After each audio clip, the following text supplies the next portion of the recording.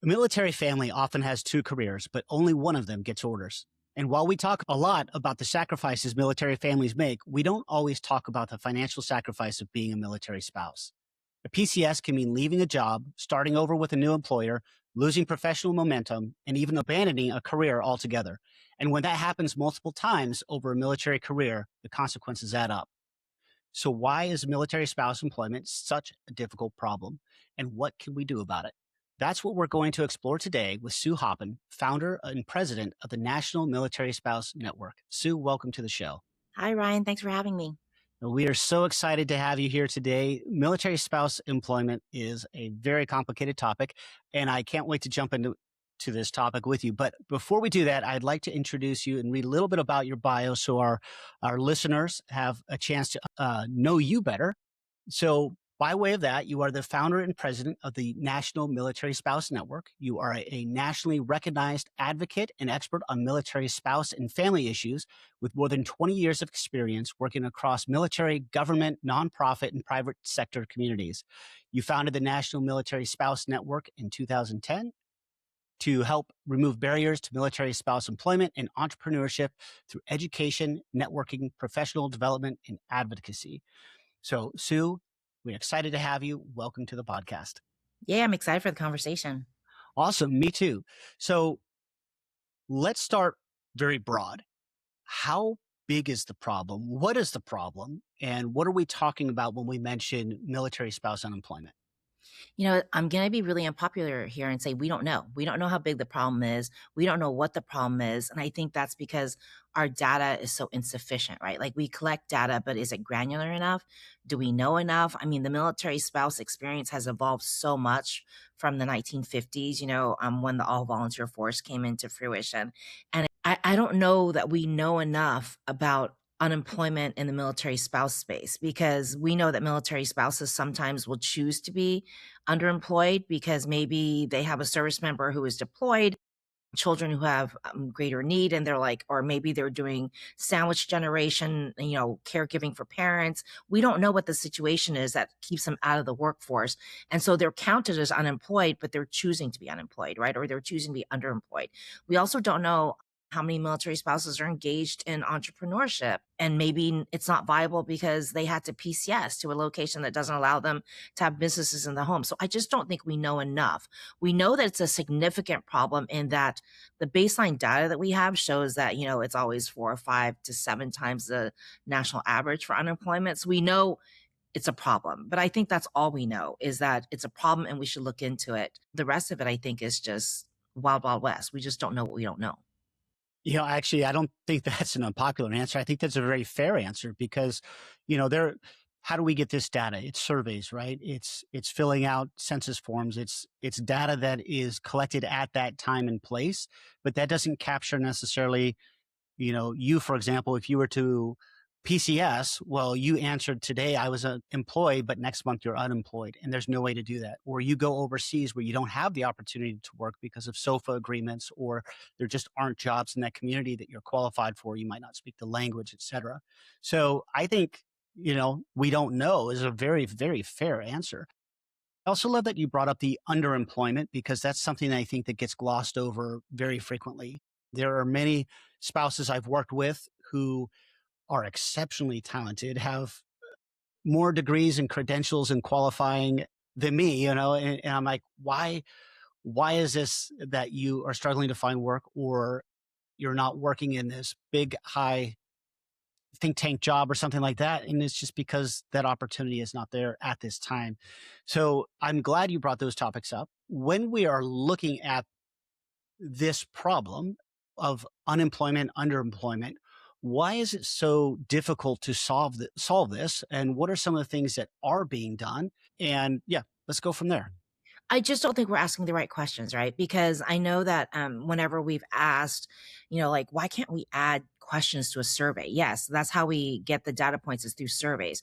But those surveys are somewhat inflexible, to where with the evolution of telework, and we know about the DEDOs offering military spouses the option to carry their federal careers overseas, like if they are able to get a DEDO, which allows teleworking, then that will help them work at their new location. But are we even capturing that in a question in a survey, because there are other spouses who are not able to get DEDOs. I mean, is there a survey question that says, were you able to continue with your federal job overseas? If not, if so, why not? Or why not? And I think the survey questions aren't necessarily evolving as rapidly as society and the military spouse experience. And I think that's one of the biggest issues, if that makes sense. Oh, it makes perfect sense. Do you think part of that is the questions are on these surveys are intentionally crafted in a way that doesn't capture some of these things? For example, underemployment, because there are many people who are highly educated or, as you mentioned, they're working part time when they want to work full time. Do those surveys capture that? Are you working? Does it say, are you working as much as you want to? Or are you working in a job you're qualified for? Or are you working in a lower paying position than you previously worked, or then your qualifications would normally merit, or you had to change career fields, those kinds of things. I don't think they do. And I think I don't think there's anything diabolic at work here. I think some of it is that when you're engaged in scientific surveys and when you're engaged in longitudinal studies, they have to remain a little bit inflexible that, they'll say the questions have to remain exactly the same for however long the period. Well, that's great, but maybe we need a different survey. Maybe we need a survey with more granularity that actually explores today's military spouse experience as opposed to the experience it might have been when the survey was conceived maybe 5, 10 years ago, right? I just think we're not doing ourselves any favors by being so inflexible. Like, we just need to evolve. As I don't know that we'll be able to evolve as rapidly as the spouse experience, but we need to do something to close that delta a little bit. No, I think that's a very fair observation, and yeah, these surveys, as you mentioned, can be inflexible, and especially if it's going to be a long term study, they can't change those questions. They can take that as a note and say, okay, next time we study, if Right. we do this again, we can do it in the future. But Exactly. that's only if it's that same group of people doing the same study. So let's talk a little bit about the PCS and geographic mobility and some of those struggles that we have, because it's not uncommon for it to take time to find a job when you first relocate, right? So maybe it takes you a month, a few months. I know after I got out of the military, I was unemployed for 6 months, and that struggle is real. And I know that military spouses struggle with that as well. But, part of your white papers that you guys put out show that, PCSing is happening every 2 to 3 years. Sometimes you stay a little longer. But if you're taking several months to find that job and get back into the workforce, can we talk a little bit about that challenge and some of the observations that you've noticed with military spouses? I don't think there's a silver bullet solution here, but I do think that there's some things that we aren't doing that we could do to improve the situation for professional military spouses. And I think, I'd mentioned it to you when we were talking earlier. I think consistency is really important. We do so many things at the department level, and there's so many things that we don't do at the department level, which would be helpful. Case in point, a lot of entrepreneurship issues are left to the installation commander, to the discretion of the installation commander. That installation commander has a million things they're worried about, right? He or she is worried about installation security. They're worried about deployments. They're worried about keeping tanks moving, keeping airplanes going. Military spouse employment may or may not perk to the top 10 issues that they care about. And it's probably never going to perk to the top 3 issues. And I think what a lot of people don't understand is the lack of policy is in itself a policy, right? People are risk averse. Are going to be like, no, you can't do it. There's no policy, so you just can't have a business on base, on installation. It would be so helpful if we did it at the department level and someone, everybody came together and decided, okay, this is the minimum that we will do for military spouse entrepreneurs on an installation. We will guarantee that they're able to have a business on an installation. We will guarantee that they're able to use or maybe not use their military PO box to do this. But whatever it is, if there could just be a policy at the department level that then serves as guidelines, and maybe we don't, say this is what you have to do, say this is what you can do and we'll support that, then at least that gives that commander a starting point instead of not dealing with entrepreneurship at all, right? And then when you talk about working overseas with a government job, military spouses could get an opportunity to telework using the DEDO if they could fulfill the security obligations. So maybe we just need to come together as a department and just decide, okay, we know that military spouses need to be able to fulfill a security requirement in order to keep their federal jobs overseas. So installation commanders, you are required to do this as a minimum to allow this to happen. There are so many ways that we could just dot the I's, cross the T's, and just make it easy for all the things that have happened to help facilitate more military spouses keeping their jobs, keeping their businesses. But the devil's in the details. Like, all the good intent is there. The good intent is there to help military spouses. The intent is there for them to keep their jobs. The intent is there for them to move with their jobs and move with their businesses. But then it falls apart with execution. And so I just think consistency is key, to where if the intent is to help the spouse, and leadership has said, let's make it possible for spouses to work and for spouses to maintain their jobs through PCSs, and let's make it possible for them to maintain their businesses through PCSs, then it's up to the rest of us to kind of like figure out the details and figure out how we make that happen.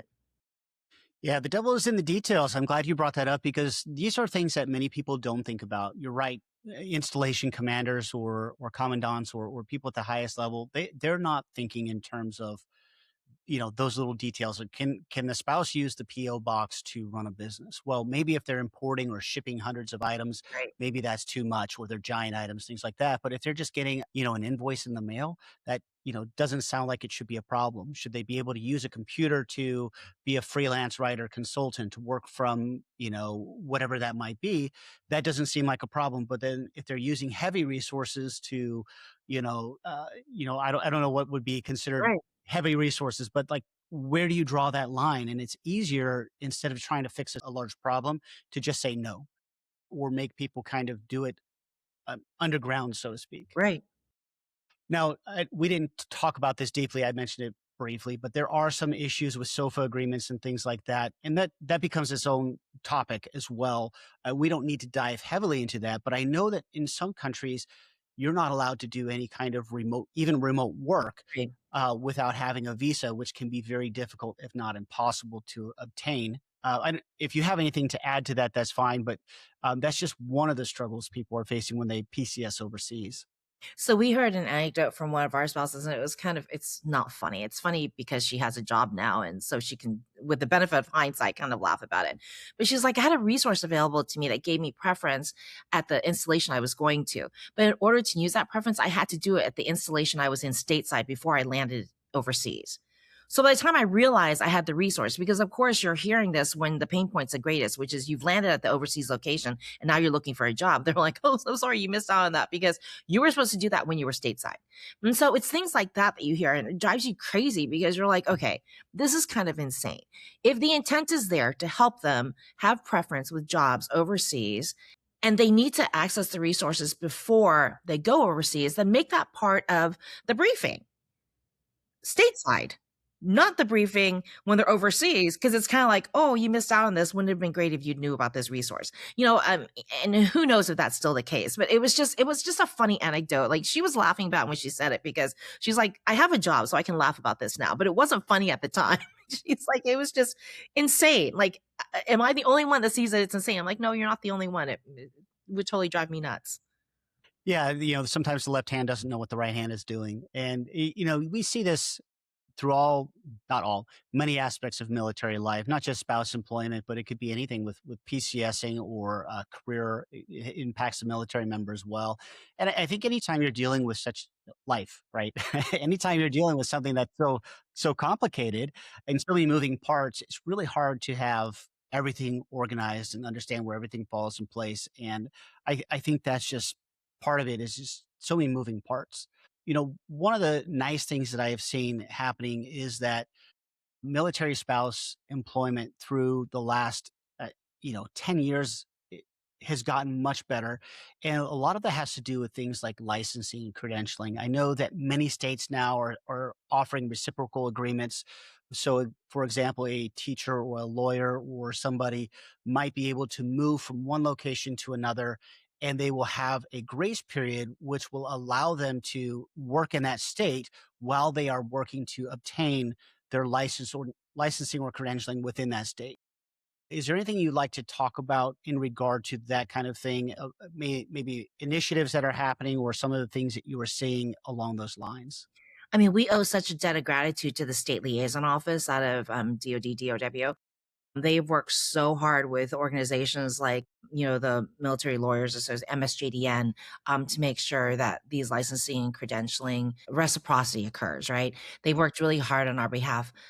But then I'm going to go right back to consistency, where we've worked really hard on one hand to make sure that licensing and credentialing, there's that reciprocity that occurs, there's best practices being shared, it's occurring. But then on the other hand, we're deprofessionalizing careers that military spouses are engaged in, such as teaching and nursing.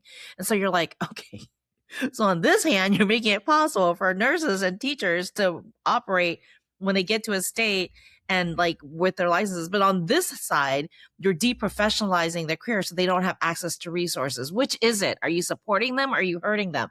So it's just one of those things where it's so dizzying, like trying to keep up with everything that's going on, because there are great things going on, but then there's confusing things going on. And it's not just recently, it's the past where it's like, okay, we found a way for military spouses to maintain their government jobs overseas. Oh, but now we're going to curtail the deados that would allow them to do so. So I'm just going to be like beating the same dead horse, which is, can we just please have some consistency? Because, military spouses, military family members bred with such low expectations. We don't expect anything. We don't ask for anything. But if you say you're going to solve something and then you solve it, maybe let the solution sit for a while before you go screw it up. That's a very fair observation.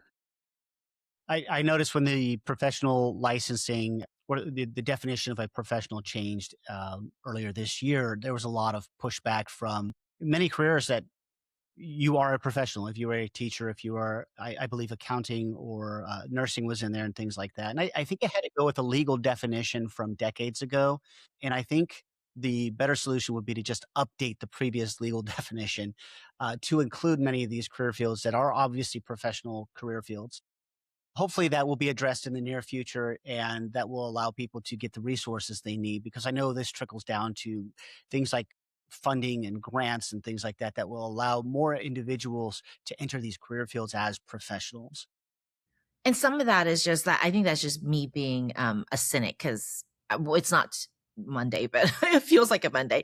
And, I think the spouses themselves are doing a lot to mentor one another. And so I really think that like the biggest best news is that the spouse networks themselves are working to support one another. And then I know so many spouses now, because we're doing military highlights at NMSN. So we're highlighting a military spouse every week.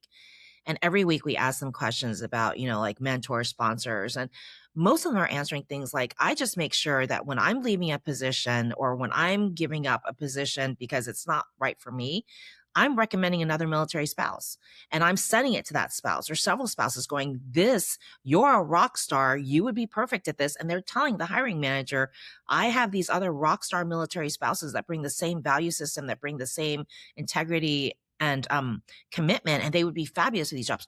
That is wonderful. Like that's pretty much unheard of, like from 15 years ago, because they were so few and far between.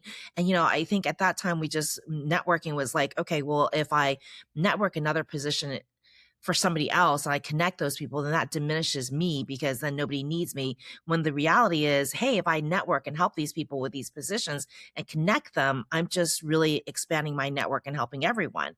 And so I think that's a good news story, which doesn't get talked about enough, is that I think military spouses themselves are learning how to self-advocate, right? For themselves and for the community. And I don't think we're in the same situation we were 16, 20 years ago when I started off. I think I'm aging myself, but where it was like, you're in it alone. Like there's a very large professional military spouse community here. And there's a real big understanding. And there's a better understanding among corporate, among the public sector, that military spouses bring so much talent to the table. And so I think that's a good news story, is that you can't close that box once it's been open. Like people know, like this is not a hidden talent pool anymore. People know military spouses are a fantastic talent pool. And so people, I think, are trying to figure out ways to keep military spouses in the mix and to hire them. Well, I love that. I love when any community can come together to support itself, right? So the more you do that, the more your network grows professionally, but also personally. And it's not just what can somebody do for me; it's what can I do for them? How can I help lift somebody else up? And the more the military spouse community and really military and veteran community as well. This extends to everybody. The more we can do that and recommend people to jobs and things like that, it really just helps build the entire community. So I absolutely love that. Thank you for sharing that. I'd like to talk just a couple more things about some of the issues some of the military families are facing, and then we can talk a little bit more about some of the positive things again. And I love dropping this positivity in here as we're going, but some of the solutions, maybe, or some of the ways we are working to improve military spouse employment. So, one of the challenges that many people face is childcare and family responsibilities. And it's often not a problem if both people are at home, but when there are deployments or TDYs or irregular schedules, how much is this factoring into spouse employment decisions or ability to be employed? And what are some of the things that you are seeing out there in the community? So I think if there was enough childcare, we wouldn't have a problem. But I think people make the assumption that if you could afford childcare, then you could find childcare. And that's not the case, right? We have military spouses who are working high profile jobs, meaning high profile, high paid jobs. There's no childcare to be had. Like they would be happy to, hire an au pair, hire a nanny, or do a nanny split, or have any of those, non-traditional solutions. There's just no one out there to fill those slots.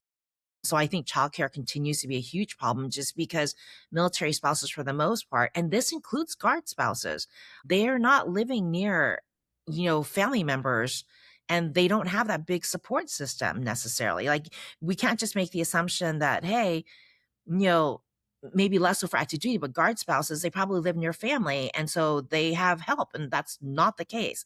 Like, I think everybody has this vision of a military spouse in their mind that is outdated, right? Guard families move as well. And, active duty families certainly do. And we have young spouses now that are, great. They found a great job. They've been progressing in their career and they're going to move, and there's no childcare available. And so they're gonna have to pay. They're gonna have to pay for what's available, and it all is depends on the installation about what's available. And I think we're gonna have to look at, there were times where they had like really clever partnerships, private public partnerships that would enable more people, more organizations to come in and help with childcare issues. Childcare Aware was a big part of this. And I think we're going to have to look at some more of those non-traditional public private partnerships to help meet our childcare needs. Yeah, thank you for highlighting that. We've seen a little bit of this as well. We actually did a recent podcast where we discussed childcare options and costs and challenges and things like that. And you mentioned like it's not always available, even for those who are earning high incomes or could afford to hire a nanny or an au pair. But it also hits those who are younger in their journey as well and might not be earning enough. So to find affordable childcare, much less any childcare, is even more challenging. So obviously that's an issue. So you mentioned earlier remote work. Is that something that you're seeing more spouses move toward, whether it's remote that it's a portable job or remote that they're doing in a certain location? What are you seeing along that? And is that a solution that many spouses should be looking for, or what are your thoughts there?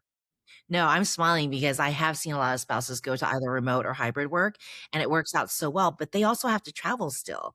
Like, even if they're able to find a remote job, they're finding themselves having to travel monthly or quarterly.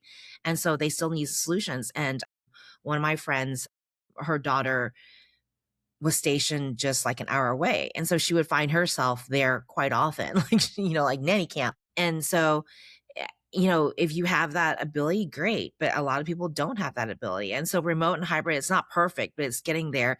And I think military spouses are learning how to advocate for themselves in terms of they have a job at one location and they think they can do that job in their next location. So they have to learn to go back and say, look, here's a case for it. Here's like a PowerPoint that tells you exactly why I can do this, how I will do this, and how it will have zero impact on my output. Like, I will still continue to perform for you. And so I don't think those are things that happen organically. I think those are things that have to be pushed many times by the military spouse. Like, if they're in a position and they think they can do that remote or hybrid, they need to bring that solution to the table. And I was just chatting with one of our spouses who went to her congressional staffer and said, hey, actually, it was her chief of staff who came to her and said, I think you could probably work this position overseas in Germany. And they made it work. And if they can make that work, surely we can make a lot of these other situations work. But it really was learning to how to advocate and telling the story and making the case and being very intentional about it. Like, this is how it's going to work. This is going to be the impact to you guys. It'll be zero impact to my productivity. And this is how I'm going to do it. It sounds on paper, right? It sounds easy to say, "Oh, just go find a remote job that pays well, and then you're set," right? So, but it's not that easy. But I like the approach that you just mentioned, where you have that job already and you get your PCS orders, and then you say, "Okay, now I'm going to advocate for myself. I'm going to ask, can I do this?" This thinking a little bit outside the box, but pre-COVID, this it wasn't really an option for many people. But I think COVID was a catalyst that allowed many employers to recognize that remote work not only is viable, but sometimes that is a good way to keep and maintain your talent. So hopefully some spouses who are listening to this will recognize that as an opportunity and try that. And hopefully that will be an option for you. You can make that case and say, hey, I'd love to keep working for you. I'm moving. Can we find a way to make this remote? And there are ways you might be able to negotiate that as well, where if you're military, you might have access to TRICARE and other benefits. You might be able to say, hey, you won't need to do this for me because I can do this. Or if you have to, maybe you transition into some kind of consulting role, but it allows you to still be portable with that. So flexibility is, I think, the key in many things. Flexibility is key, air power. Yeah, it You sure know, is. and the thing with that is that I love Sam's message because that was the spouse I was talking about. She's like, if you don't ask, the answer is always going to be no. But if you ask, the answer could be yes. And you shouldn't go through the exercise of telling them how you would do it anyway. I mean, it's not going to hurt. And they could say yes. And that cuts down on your 6 months of having to look for a job, right? Yeah. No, I love that. So let's talk a little bit about some of the long-term impacts. So we obviously can look at this and say, okay, well, spousal unemployment, if it's 6 months, okay, you can bridge it. You can find a way to get through. You pull from savings, you cut back on expenses, you just make it work. And most people can find a way to make things work over a short period. Whether that's 2 months, 6 months, whatever, most people will find a way, but it's usually not just one time. What are some of the long term impacts that we're seeing, such as lost income, lost retirement savings, the cumulative impact of under or unemployment? Can you talk a little bit about what you're seeing there and some of the impact to the community? I think the biggest impact, the thing I worry about the most is the lost opportunities in terms of compounding interest. I wish everybody would be required to start a retirement account right when they marry into the military. And I mean, when you're 20, whenever it is you get married, you're like, I don't, so far away. But you're losing all that time where you can have that compounding interest working on your behalf. Where if you would just get in the habit of putting away $100 a month, which $100, I mean, when we were younger, we had a baby. We had $200 discretionary income, $200 discretionary income to pay for food, diapers, and everything. That was nothing even back then. And so $100 seems like a lot, but maybe we could have put away $25 or whatever it is, whatever you can put away. But like when you do the math and look at that money working on your behalf over all those years, it makes it so much easier when you're in your 40s and finally starting to think about retirement that you don't have to put in so much. And so I think financial literacy education is helping with that. But I think we just need to keep repeating it because I don't know that people really get how compounding interest really works on their behalf. I think they're like, okay, compounding interest is great. And it'll still be great when I'm 30 or when I'm 40. I'm like, yeah, but you've got to work hard and you've got to put in more money. So it's not as great. So if you can afford a Starbucks now, maybe get in the habit of putting the same amount you would put into your Starbucks per month, put that into your retirement as well, or a spousal IRA if you're not working outside the home. But I also think that people who aren't working outside the home think that, oh, okay, well, we're not even going to think about retirement accounts for the spouse because they're not working outside the home. I'm like, no, you should be you should have a spouse IRA from day one. Like you should have your own retirement. And so I think that's my biggest concern for military spouses is that so much of the identity is wrapped around the service member. And as long as the service member has a retirement account, that's great. But you're not maxing out everything that's available to you. And so I hope that military spouses either have a spousal IRA or a 401k or some kind of retirement vehicle. I don't care if they're 20 or 50. I hope everyone has one. And another concern is loss of income, right? Loss of potential income. I mean, I have a master's degree and I speak 3 languages, and I thought I was so special. I came to DC and I'm not special. My waiter serving me food spoke 5 languages.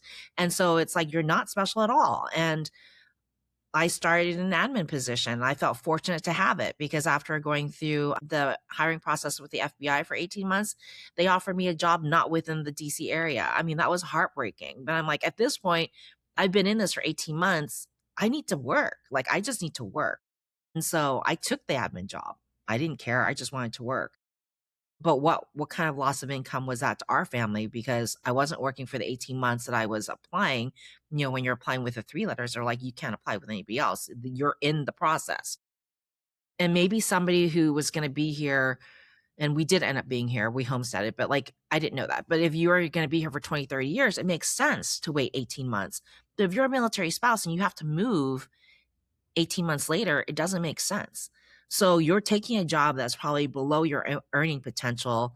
And if you're doing that every single time, what does that equate to over the lifetime of service? Yeah, so much to unpack there. I love that. I'm going to echo what you said about starting retirement savings as soon as you can. And military spouses, if you're listening, Sue brought up a spousal IRA. So you don't necessarily have to have a job to open an IRA. You can do it with your spouse's income or family money. And that is a wonderful thing to do. My wife and I, at various times when we got married, we were dual income for a while with no kids. After we had our first child, she wanted to be a stay-at-home mom, so we were able to open an IRA in her name, and we did. And I felt it was very important for her to have her own money and her own retirement. That's the only fair way to go. So that's what we did the entire time we've been married. So I want her to feel comfortable. I want her to be set up to have her own money no matter what. It's all our money, right? So I echo that and agree 100%. And on the topic of compound interest and compounding your money, you also compound your career. And it's not just the income today. It's, as you said, you're unemployed for 18 months while you're waiting to hear back from the FBI. And then you PCS, you're unemployed this period of time, or you transition between jobs. Your cumulative career growth adds up. And that amount of time can really significantly stunt one's career growth. So I'm glad you brought up that topic. And that's something that those interruptions in your career can have an impact and you can bounce back from them. But when they continually happen, it makes it that much more difficult. Yeah, and then savings as well, right? Because all it takes is one crisis, like Murphy, and Murphy hits every single time there's a, a PCS or a deployment, right? And all it takes is one crisis, and then you're back at step one. Like, oh God, we're in the hole again. Now we have to start savings. And I love when people are like, you should have 6 months savings. I'm like, who has 6 months savings in their bank account? Like when you're active duty, who has that?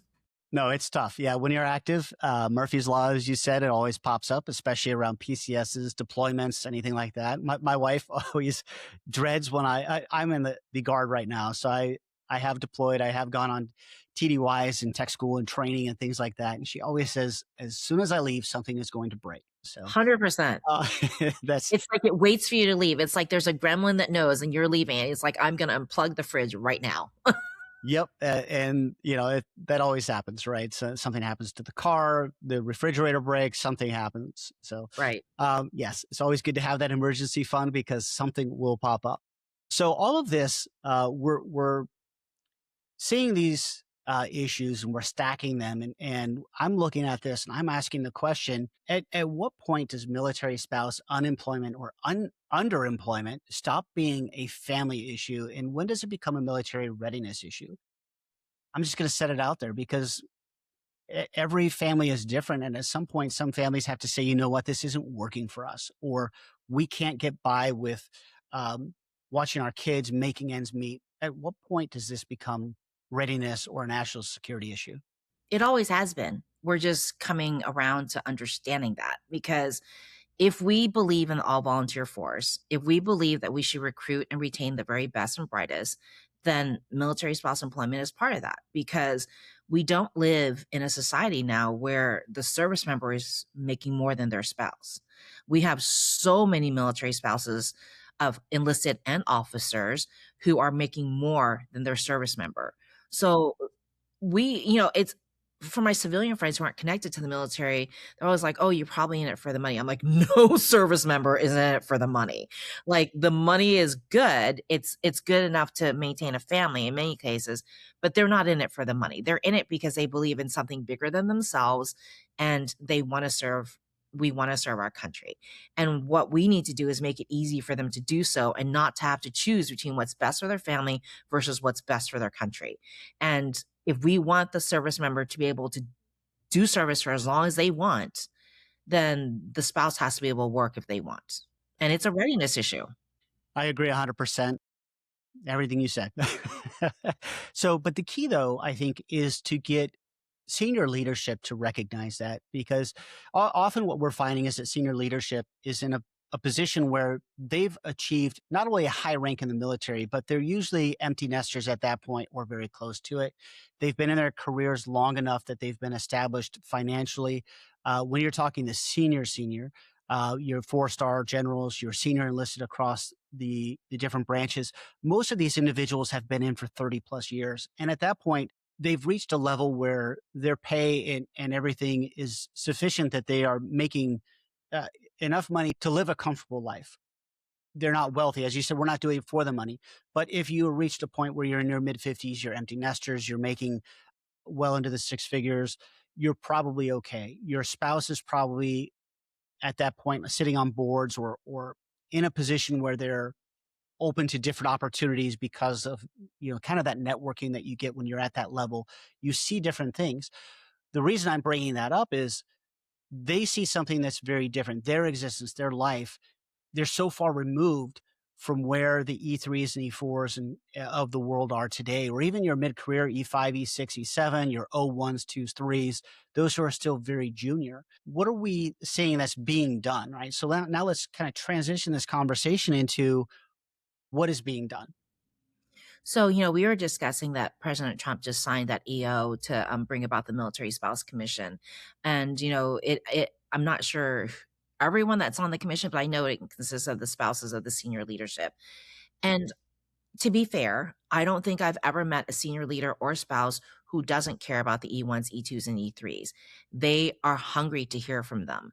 So I don't think that that's a concern. They might be removed from it themselves, but they are so open to hearing about the experience and creating opportunities for those experiences to perk up. So I think that means that we all have a responsibility, that if we're asked and and we're surveyed and we are asked to give input, we have to give input.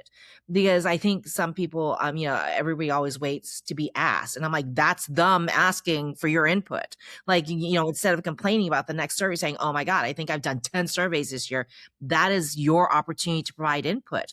If that is their only way to get information from the field, then it is up to you to provide that information to the field.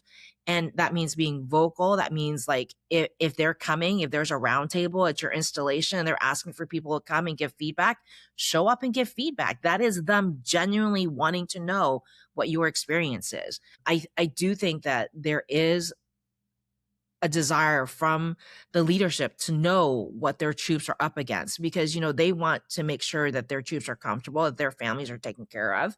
And if that's the way that they're going to do it, then it's a responsibility for all of us to show up and give that feedback.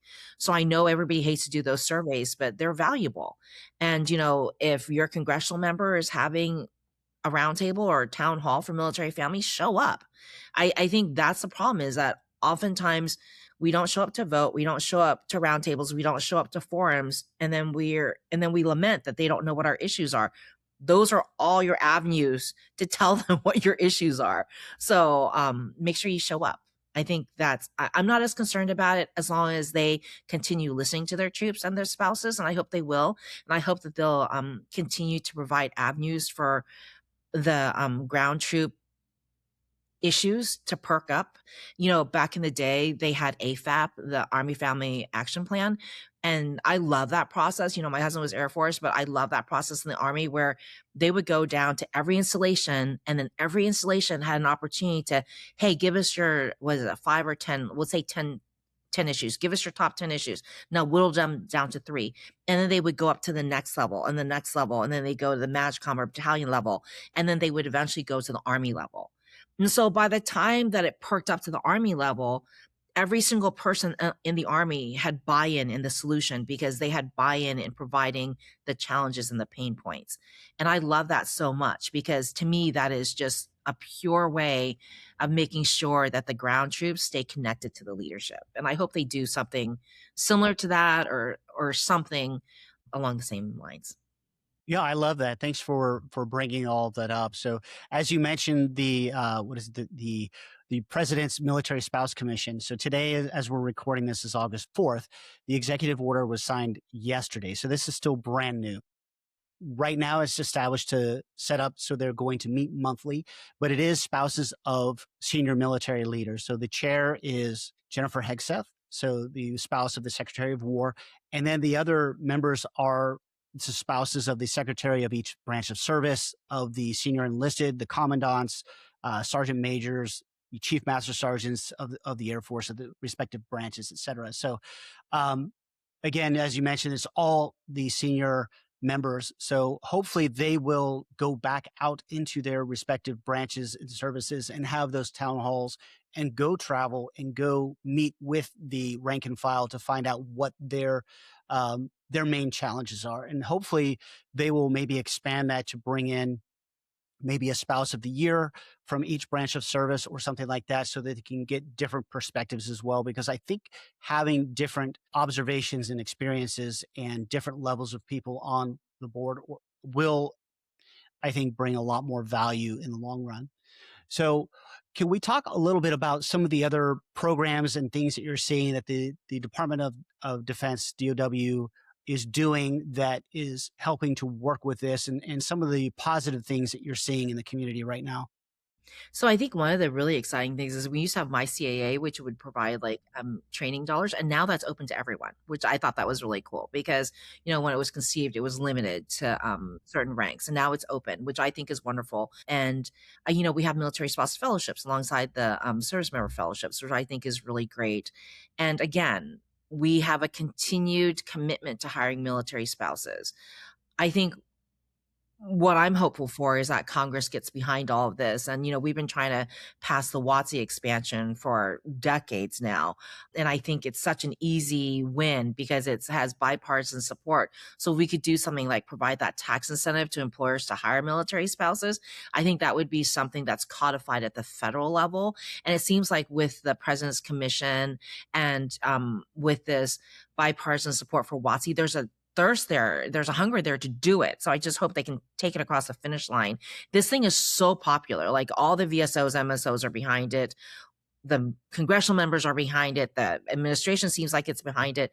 I just don't understand why we can't do that. And I know that if it were a veteran issue, it would have been done already because it would have been like, okay, we have all this behind it. We should just do this. Let's just do this. And so it's a little frustrating as military spouses. Like we're just, what else has to happen? Like, do all the planets have to align for like a whole year? Like, what has to happen for this to occur? Because it seems like we've done everything right. We got everybody on board. We've kept the coalition together. It's bipartisan. It's, you know, I don't know. So I think there's a lot of hope, but there's also a lot of frustration in that I don't understand why we can't get anything codified at the federal level for military spouses. So I think that's my greatest hope for the commission is that with the attention that it's getting, with the attention of, being facilitated by the people at the top, hopefully they can get something done. Maybe they can take something across the finish line because we've all tried. And it just seems like there's just this inability to do anything to codify things for military spouses at the federal level. So my hope is that this will be the mechanism to make that happen. Awesome. Well, thank you for bringing that up. Um, so we've talked a lot about. I mean, there is no easy button, right? Let's go back to where we started in our conversation. You said it would be unpopular to say we don't know what all the problems are or the challenges because of the difficulties in narrowing things down, the lack of thorough survey data, and just the fact that everything is so complicated. No easy button, no easy solutions, but that's what you are dedicating your professional life to is this topic. Can you tell us a little bit about NMSN and what you are doing with the National Military Spouse Network, what you're trying to accomplish and how you're doing that? And we'll go from there. So when we started, it was just I just wanted to connect military spouses to opportunities. But then as we evolved, we realized, oh my gosh, there's so many gaps in legislation and resources that I think we need to do more. And so we started educating military spouses with summits, networking events, a newsletter, and a digital magazine that goes out that's targeted to them with content. But then we realized the gaps in legislation are not going to allow anything to move forward in we're not going to be able to institutionalize anything unless we change some of these gaps or fill in some of these resources. And so we started going on Capitol Hill and just meeting with legislators. We started bringing military spouses on Capitol Hill. We started educating them on how to self-advocate and how to tell their stories, because I think we all forget that less than 1% of the population currently serves, less than 8% has ever served. We have the smallest number of congressional members who have ever served in the history of our country. So congressional members may want to help us, but they don't have an understanding of our lifestyle. Sure, they're defense fellows and then maybe they're spouse fellows, but that doesn't cover all the congressional delegations, right? So we all belong to some district, and it's up to us to make sure that our congressional members understand what our pain points are, because they work on our behalf. So make them work on your behalf. Help them understand. And if they're doing something great, thank them. Like, send them a note and say, thank you for supporting military families. I think a lot of times any demographic, it's just not military spouse demographic. I think a lot of times we forget that we have an active role to play in facilitating change.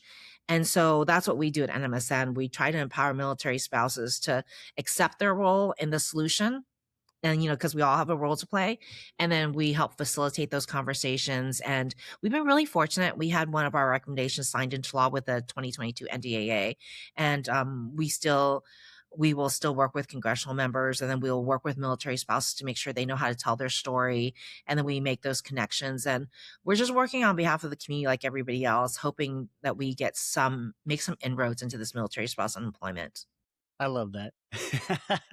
There's a lot of moving parts, but as you said, I think a lot of this is just getting the word out there and letting our congressional leaders, our military leaders at all levels understand some of the struggles and challenges that the community faces, and then let them know that there are perhaps ways that they can work together to bring solutions. And these solutions oftentimes don't cost a lot of money. It's codifying rules and saying, let's put this into the federal rule that says, okay, this spouse can have a job on base, in base housing, for example. They can run a business from their house that if that business is XYZ and doesn't use an inordinate amount of resources, whatever that looks like, or they could use a PO box.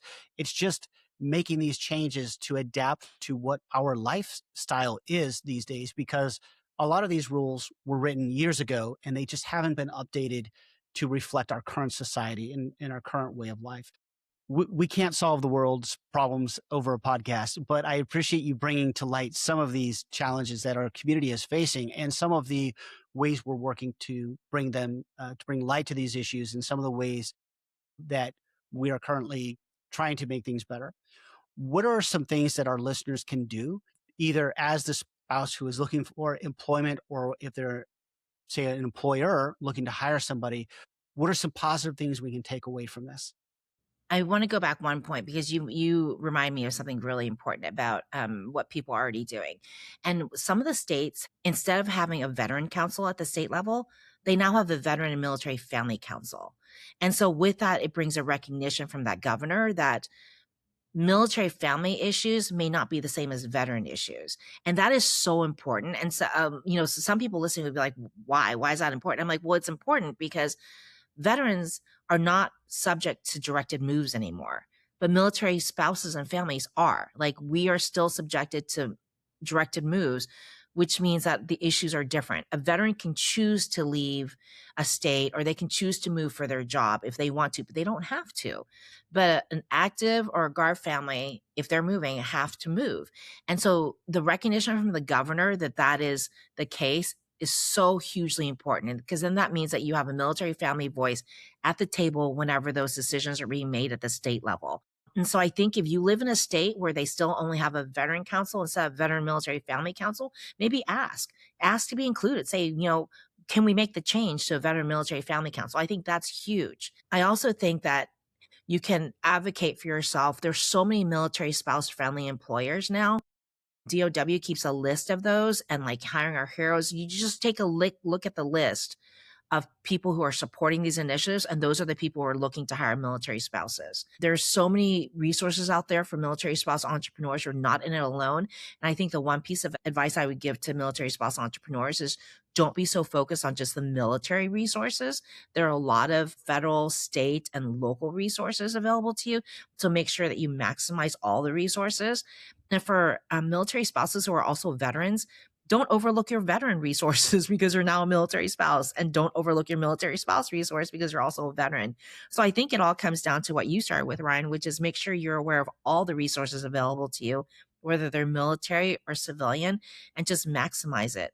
And for anybody out there who's looking to hire a military spouse, be part of the DOW, MSET program and go on the installation. I don't know any installation that doesn't have a spouse employment office that doesn't keep, I know this is terrible, but binders of resumes of military spouses. So there are military spouses in any community who would love to work for you. I love that. so so many good things, so many good opportunities, and good ways for people to reach out to organizations for employment or organizations for help. So many resources that are out there. Where can people learn more about the National Military Spouse Network and how can they get involved? Sure. I hope that they join us on Facebook for the weekly highlights. They're so inspiring. I'm having the best time talking to all these spouses. They're doing such amazing things. And then join us at our summit. We'll have a virtual summit. And if you have something you teach military spouses, I hope you'll put in an application. We're taking applications right now for speakers until the 10th. And that's all virtual. Read the magazine, share the magazine. If you have military spouses you need, it's all free. And then read the white papers because I think the white papers are really important for people to understand where the pain points are and where the opportunities are. And engage with your congressional members. You don't have to engage with us. There's so many other VSOs, MSOs, and organizations and businesses doing great work. Just get involved because just because you're a military spouse doesn't mean you're absolved of your part in solving the problem. We all have a part to play. Awesome. Well, thank you so much, Sue. I appreciate it so much. I learned a lot from you today. I hope our listeners did as well. Our military is only as strong as our military families can allow us to be. So thank you for all that you do for your military family and for the military community. Thank you. And as always, thank you for your service. Thanks, Ryan. Thanks for having me on.